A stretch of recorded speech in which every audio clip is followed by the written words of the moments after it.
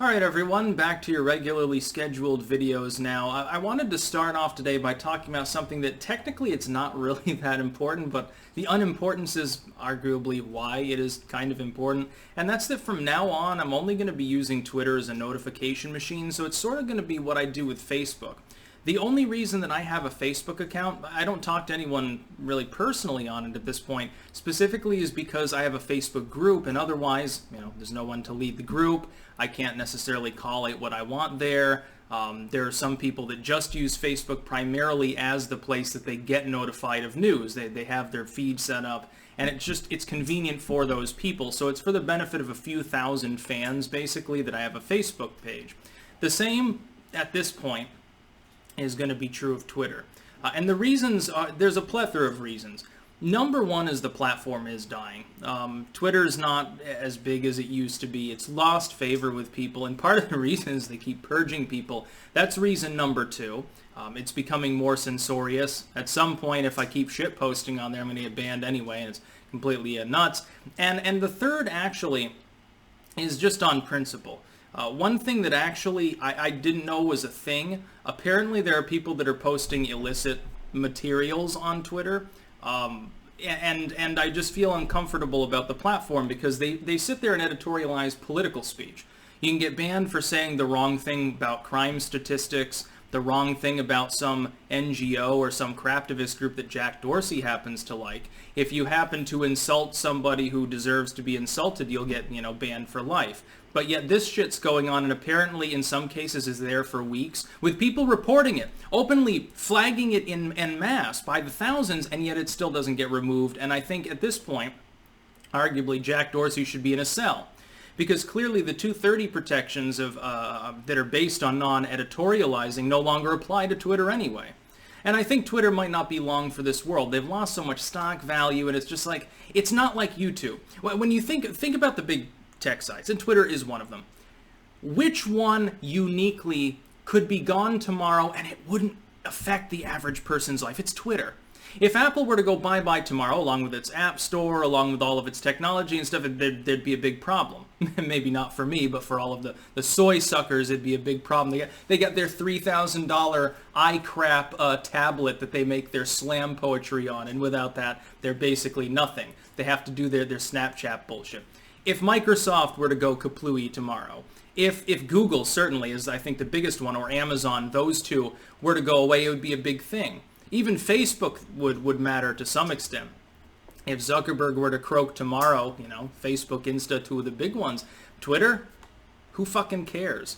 The other part is I've come to the conclusion that it's really just a circle jerk anyway for the most part. Really, if I'm talking about something on there, it basically boils down to how large and how enthused your fan base is as to what shape the argument takes. So I sit there and I'll shitpost. I was wasting hours every single day on Twitter, shitposting on like Bernie Sanders posts, Joe Biden posts, and yes, that's funny to some people and it's fun to antagonize leftists, but I think ultimately, if I were to take that hour and make an extra 4 or 5 videos, I would antagonize so many more of them.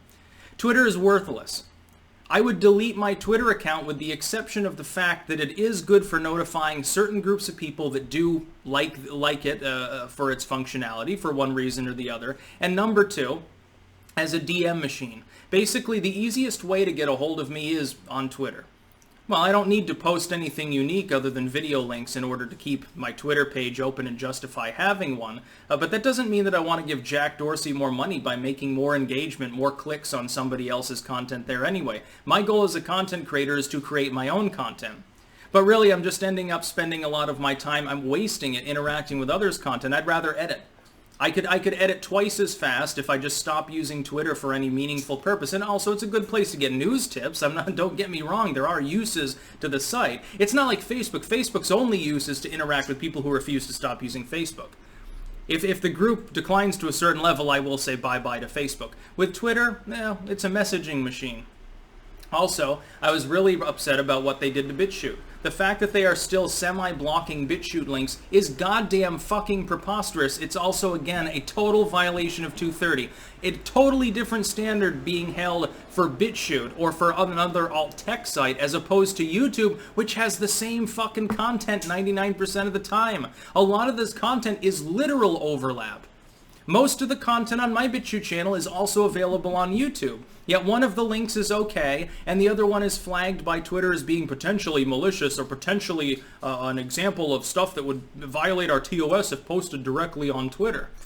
And it's fucking bullshit. It doesn't make any sense. The warning wall that they have is nonsense. So yeah, just an update here. It is good if you want to directly message me, Twitter's fine. In fact, it's the best way to do it. With regards to anything else, I'm done with him. I'm done with Jack Dorsey, and again, I'll explain as well, just in brief, what I think of Jack Dorsey. He's a turd. I know people like him because I went to UVM. There are a lot of gated community, trust fund baby, middle and upper middle class sort of pseudo-liberals there that smoke weed a couple times and they won't shut up about it. And they tell you all the weird shit about it. And like, oh, did you hear the latest Alan Watts tape that was plopped onto Instagram or something? And they say weird like mystic shit. And they're the people that will rant about cultural appropriation while they're wearing a shirt that depicts Buddha or something like that. And it's faux enlightenment, and it's really annoying. And I've had to deal with those fuckers, for most of my life, because you get a lot of them. When you touch on religious content at all, you get a lot of people that are like that. And Jack Dorsey's one of them. He's just a weirdo. He's the least among the gods of Olympus of Silicon Valley. And I think that pisses him off to an extent, by the way, and I think that's why he randomly wandered off to Africa, and I think he's still there right now. He's he's still vacationing off in some mansion out there doing his pseudo-safari bullshit, and then he goes to Burma, a serial human rights abuser, and pretends that he gained enlightenment by dropping acid or something. The only other person in Silicon Valley is as obnoxious was Steve Jobs, who thankfully now, of course, has croaked. He used to ramble about that shit too, and apparently flip out if somebody questioned him. I imagine Jack Dorsey's not so calm in private life. That's about all. Peace out.